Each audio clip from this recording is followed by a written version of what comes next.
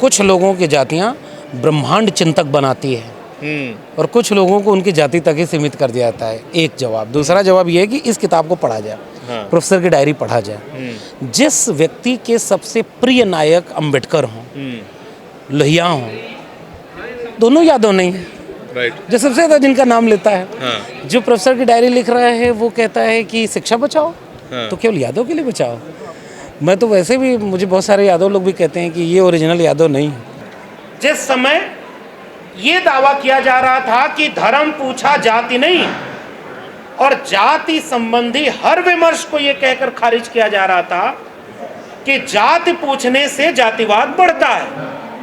यानी अगर डॉक्टर के पास गए अपना स्कैन कराने, जांच कराने, तो बीमारी बढ़ सकती है, जबकि हकीकत ये थी कि पहले बीमारी का स्कैन होकर पता तो चले।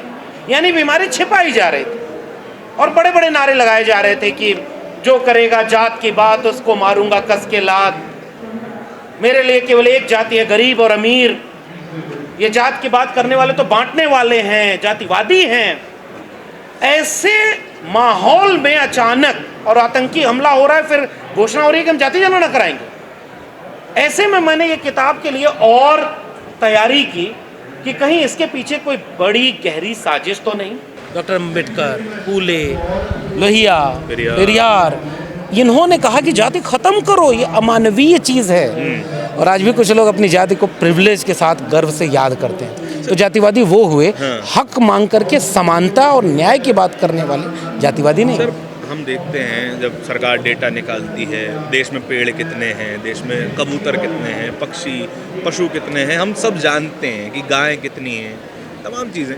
हम इंसानों को गिनने में इतना गुरेज क्यों है? क्योंकि जो कबूतर है, जो गाय है, वो संगठित होकर के सवाल नहीं कर सकती कि मेरा हक कौन मार रहा है।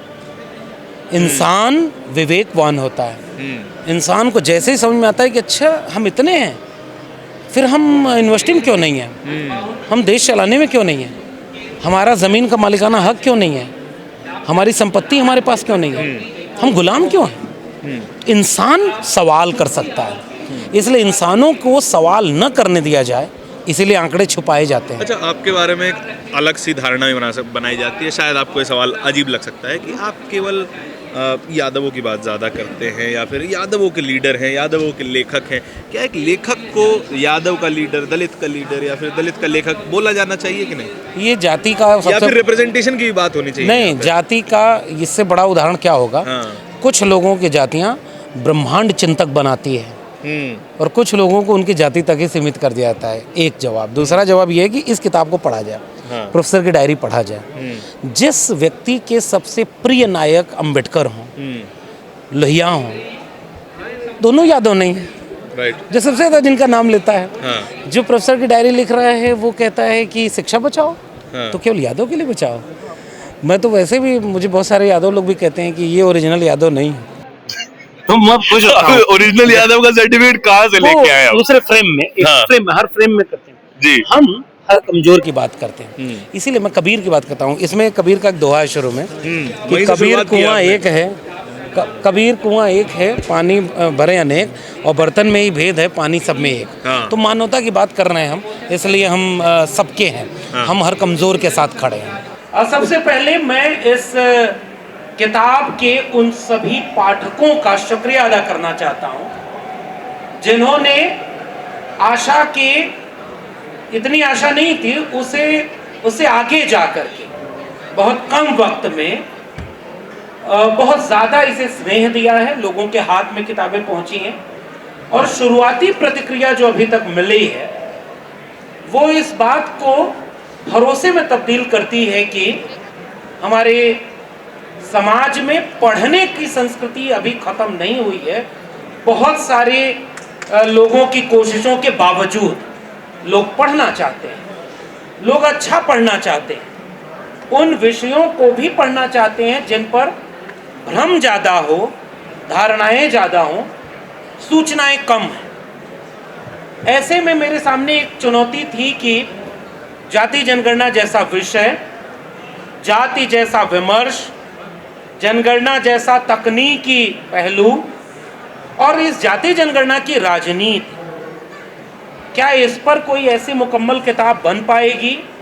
क्या उसे लोग पढ़ के समझ पाएंगे और ये किताब उस वैचारिक लड़ाई में कुछ जोड़ पाएगी जो बहुत पहले से चली आ रही है और बहुत बड़ी आबादी उसको लिए लड़ाई लड़ रही है? तो ये शुरुआत जब हुई इस किताब की, और इसकी भूमिका आप पढ़ेंगे तो आप समझ भी जाएंगे, इस किताब की शुरुआत उन संघर्षों से हुई थी जो पिछले 10 साल में हमने जाति जनगणना जैसे विषय पर दिल्ली की सड़कों में और उसके बाद पूरे देश में इस पर लिखते, पढ़ते, बोलते इसकी कमी को महसूस किया कि इतना ज़रूरी विषय देश का और उस पर कायदे से सामग्री नहीं है। लेख हैं, भाषण हैं, कुछ किताबें हैं, लेकिन मुकम्मल ढंग से इस पर वो कहानी नहीं कही गई जिससे एक सामान्य व्यक्ति समझ बना ले कि जाति जनगणना है क्या।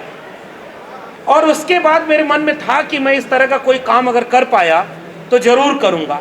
और उसी बीच में 2 साल पहले दिल्ली विश्वविद्यालय ने ये तय किया कि वो मुझे मेरी सेवा से मुक्ति दे रहे हैं। उन्होंने नौकरी छीनी तो पहली किताब जो आई प्रोफेसर की डायरी, वो तो उस कहानी को कहती है जो शिक्षा व्यवस्था से जुड़ी, और उसके भी प्रकाशक अनबाउंड प्रकाशन थे, उसे भी लोगों ने सराहा। लेकिन वो जो पिछला 2 साल बीता मेरा, वो इस सफ़र में बीता कि 10 साल में जिस वैचारिक संघर्ष को हमने करने की कोशिश की है उसके लिए कुछ कलम पकड़ी जाए और कुछ लिखा जाए। तो पिछले 2 साल का संघर्ष इस किताब के बनने का है। शुरुआत थी कि कुछ अपनी बात कहेंगे, कुछ और लोगों की बातों को शामिल करेंगे, लेकिन अली अनवर साहब बैठे हुए, हमारी और आपकी बात भी हुई थी। मैंने ऐसे कई लेख जो उस समय भी मुझे मिले थे अलग अलग विचार के, जैसे पसमानदा आंदोलन इस पूरे सवाल को कैसे देखता है, जाति के सवाल को, जनगणना के सवाल को, वैसे ही अति पिछड़ा समाज का जो पूरा संघर्ष है वो इससे कैसे जुड़ता है, बाकी पिछड़ी जातियाँ, दलित जातियों का संघर्ष क्या है।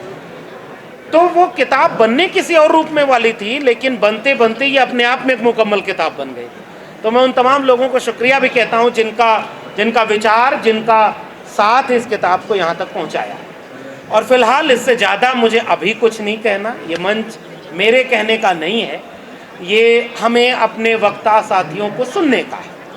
और फिलहाल आखिर में केवल इतना कि ऐसे विषय पर जिस समय ये दावा किया जा रहा था कि धर्म पूछा जाति नहीं, और जाति संबंधी हर विमर्श को ये कहकर खारिज किया जा रहा था कि जाति पूछने से जातिवाद बढ़ता है, यानी अगर डॉक्टर के पास गए अपना स्कैन कराने, जांच कराने, तो बीमारी बढ़ सकती है, जबकि हकीकत ये थी कि पहले बीमारी का स्कैन होकर पता तो चले, यानी बीमारी छिपाई जा रही थी। और बड़े बड़े नारे लगाए जा रहे थे कि जो करेगा जात की बात उसको मारूंगा कस के लात, मेरे लिए केवल एक जाति है, गरीब और अमीर, ये जात की बात करने वाले तो बांटने वाले हैं, जातिवादी हैं। ऐसे माहौल में अचानक और आतंकी हमला हो रहा है, फिर घोषणा हो रही है कि हम जाति जनगणना कराएंगे। ऐसे में मैंने ये किताब के लिए और तैयारी की कि कहीं इसके पीछे कोई बड़ी गहरी साजिश तो नहीं, या उस सामाजिक आंदोलन का जो सैकड़ों वर्षों का है उसका दबाव कामयाब हो गया। इस तरह के कई सवालों, साजिशों और संभावनाओं का एक दस्तावेज हमने तैयार किया है जो मुकम्मल नहीं है। अभी इस तरह की लिखने लगे तो कई किताबें कम पड़ जाएंगी। तो मैं उम्मीद करता हूं कि जो मुझसे रह गया इस कारवां में और आगे लोग बात करेंगे तो जुड़ेगा, तो उस विमर्श को खड़ा कर पाएगी अगर ये किताब पूरे देश में जाति संबंधी विमर्श को, जाति जनगणना को एक जन आंदोलन में तब्दील कर पाएगी, कायदे से जाति जनगणना करवा पाएगी, साजिशों को रोक पाएगी, आंकड़े आए तो उनसे पॉलिसी मेकिंग करवा करके सबका भारत बना पाएगी। जो डॉक्टर अंबेडकर का सपना था, जो लोहिया का सपना था, उन सब की दिशा में अगर कुछ कर पाएगी तो शायद ये किताब लोगों के काम आएगी।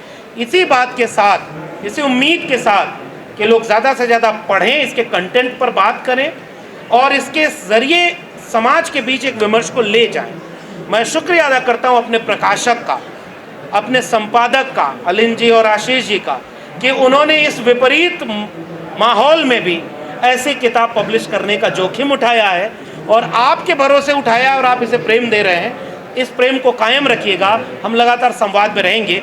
फिर आज इतना ही, हम अपने बाकी साथियों को सुनेंगे। आप सबका शुक्रिया।